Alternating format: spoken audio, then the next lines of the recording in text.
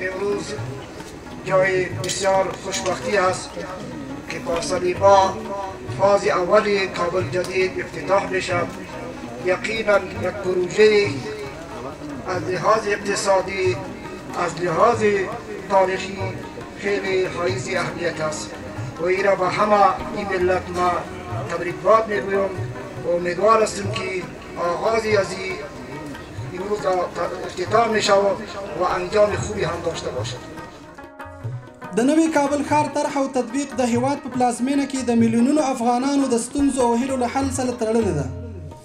له 1981 کال څخه تر 1915 کال پورې په کابل ښار کې د نفوسو د چټکې ودې، د کورونو او ښاري زیربناو د نشتوالي، د بیکارۍ د زیاتوالي او د چاپیریال د ککړتیا د زیاتوالي له بحران څخه د وتلو لپاره بیلابیل نظرونه وڅېړل شول چې د یادو ستونزو د حل په موخه د نوي کابل ښار ودانولو لپاره یو خپلواک بورډ رامنځته شو.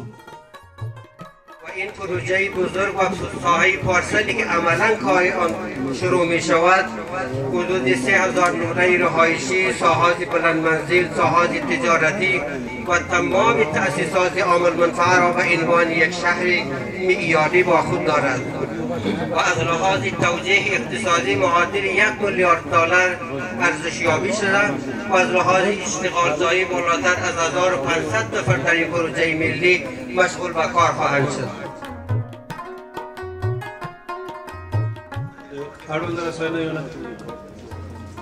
تاسو د خیر د ترقۍ او دغه رنګې د انکشاف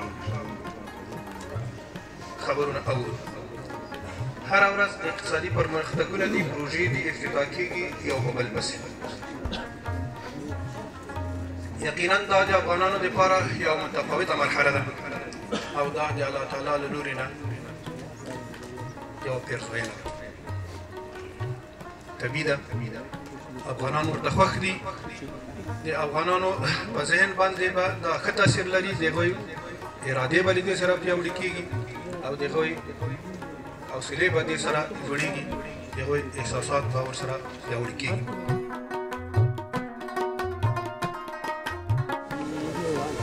د خارجي او داخلي پانګوالو لپاره د سرمایه ګذارۍ زمینه برابروي.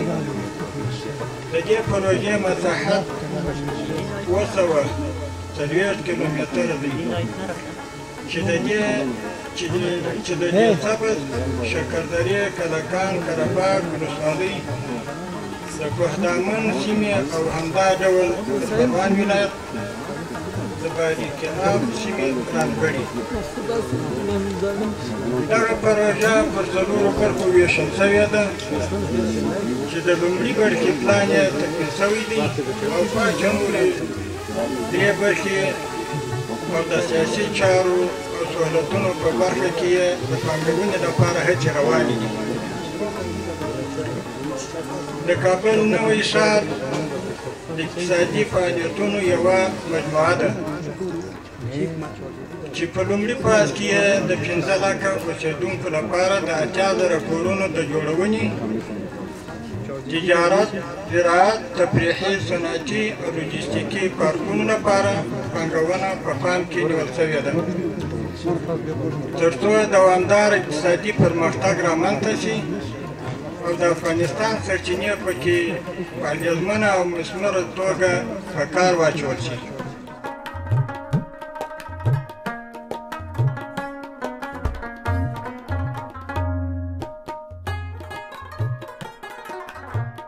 پروژه شهر جدید کابل یکی از جمله پروژه های انکشافی ملی افغانستان است. می تواند فرصت خوبی برای سرمایه‌گذاران داخلی و خارجی فراهم کند و از طرفی هم با مشکلات مسکن و خانه‌های رهایشی در کشور به ویژه در شهر کابل نقطه پایان ببخشد.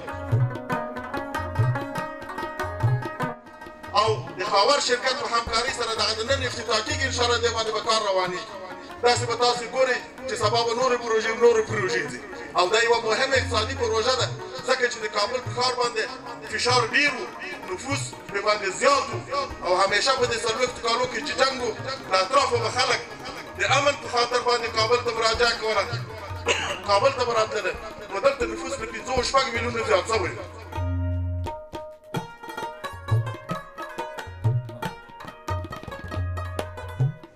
ښار جوړولو محترم وزارت او خاور شرکت نه مننه کوو چې یو داسې زمینه یې مساعده کړه چې دلته د موږ تاسې هېوادوال تجاران سرمایه ګزاري وکړي، ځان ته کورونه جوړ کړي. د دې پروژې په شروع کېدو سره څو مهمې نقطې داسې دي چې هغه د کابل د ښار دپاره او د ټول ولس دپاره ډېرې ګټمنې دي. دې کې شک نشته چې د کابل ښار یو پرنفوسه ښار ده او دې ته اړتیا لري چې پراخي پیدا کړي. نو د نوي کابل په آبادۍ سره به پراخي رامنځته شي. یو ټیکهدارو، مزدورو، دکاندار ته به کار پیدا شي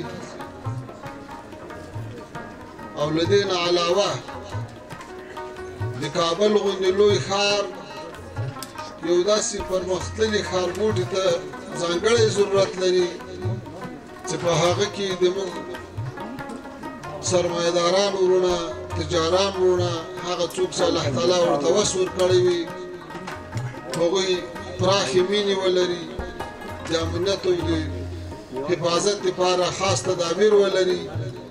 دا ټول شیان د کابل د نوي ښار په نقشه کې په نظر کې نیول شوي دي چې د هغه په سلسله کې دا د نن موږ او تاسې د کابل جدید د پروژې هغه مهمه برخه د پرانستې په مراسمو کې موږ دلته شریکان شوي یو او نن هغه پروژه موږ او تاسې افتتاح کوو. نو د ما خواست له ټولو ملي تجارانو نه دا ده چې تاسې نن د اقتصاد په برخه کې د ملت قهرمانان یې. نن د خاور شرکت د دغه پروژې د پلي کولو په خاطر چې ده دا بیړې راوهلې دي دا په اقتصادي برخه کې د موږ ملي قهرمان ده. نو له ټولو ملي تجارانو نه د موږ خواست دا ده تر څو د اقتصادي پروژو په پلي کولو کې له اسلامي امارت سره په هره برخه کې همکاري وکړي. اسلامي امارت خپل مسؤلیت ادا کړی ده، د امن فضا قایمه ده. د ټولو ملي تجارانو چې هغه کوم د سر خطر و د دوی د مال خطر و هغه الحمدلله اوس د امن حالت ته راغلی ده. بیا محترم وزیر صاحب ته بلنه ورکوم او د خاور ساختماني شرکت محترم رئیس صاحب ته چې د دوی دواړو ترمنځ تفاهم لیک لاسلیک شي.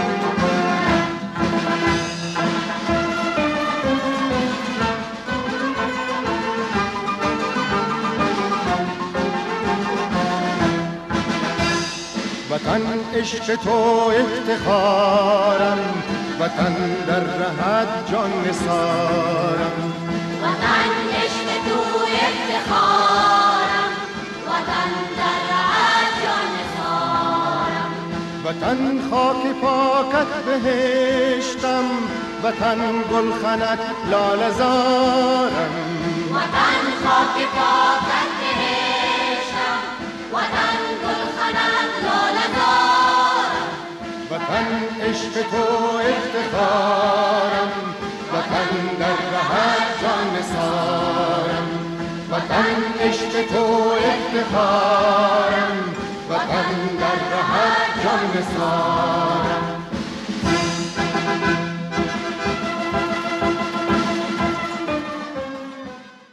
در نهایت کشور ما نیاز داره که همه ما شما با ظرفیت‌های بالقوه خیش ظرفیت‌های کمی خیش مصدر خدمت شد. تفاهمی در نظام گذشته بودن وجود داشت ولی خب این هر عواملی جامعه عمل نپوشید. خوشبختانه تقریبا در این حدود 1 سال و نیم میشه که با وزارت محترم شهرسازی و وزارت‌های سکتوری روی قضایای کابل جدید صحبت‌های صورت گرفت. سرانجام موفق شدیم که روی یک تفاهم نامه در یک بخشی از کابل جدید بتوانیم